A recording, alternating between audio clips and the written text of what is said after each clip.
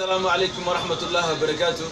أصحابتنا قالي قهوة إذن سلامي بدك لنا أنا كإلوينا channel كنا براندوري أكشن سبسكرايب لايك شير بدك لنا ما دو حيدها يا معارضين كصوماليا وحب كل فينا كل ما يستوقف هذا معارض لماذا أنا إلا في الصدى.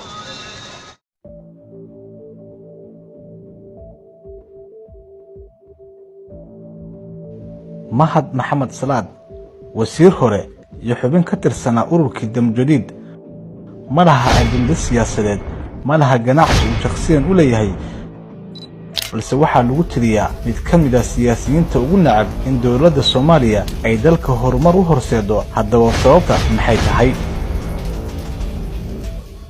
mahad maxamed salaad waxa uu ku dhashay kuna barbaaray baadiyaha gobolka Galgaduud.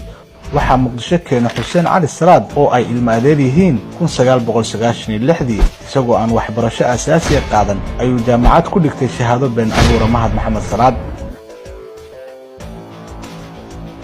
shaqadii ugu horeysay uu noloshiisa qabtay waxay ahayd xildhibaannimo.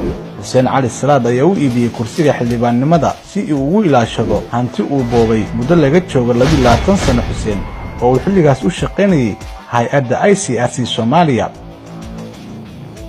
hantidaas oo kala taala magaalooyinka Muqdisho, Dubai, Mombasa iyo Nairobi ayuu Xuseen Mahad Salaad u isticmaalaa fududeynta qandaraasyada sharci darrada ah iyo kala gudbinta lacagaha.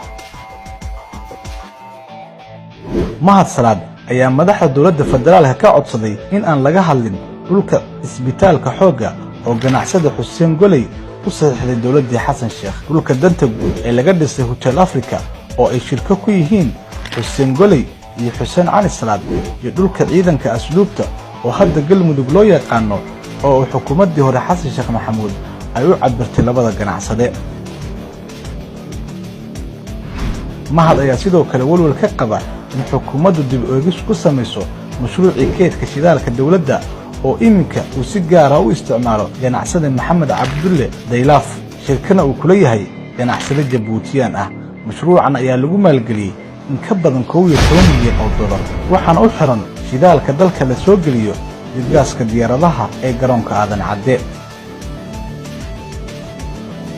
Xuseen Cali Salaad, Xuseen Goley iyo Daylaaf ayaa horey ugu midoobay daabacada sharci darrada ee shilinka Soomaaliya halka siyaasimaha Salaadna ay ugu talagaleen kuna biilaan ilaalinta fulinta qandaraasyadooda ka gala dowladda.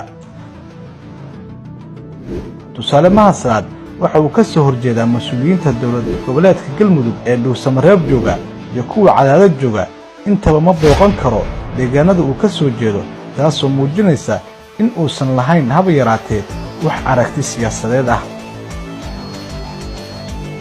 fulinta rabitaanka ganacsatada Mahad Salaad adeegsanaysa oo u muuqda mid aan ka suurtagelaynin dowladda Soomaaliya hadda jirta ayaa Mahad Salaad ka dhigaysa mid mucaaradnimo ku dhamaysta inta waqtigiisa ka dhiman isagoo aan lahayn wax ajenda cad ah.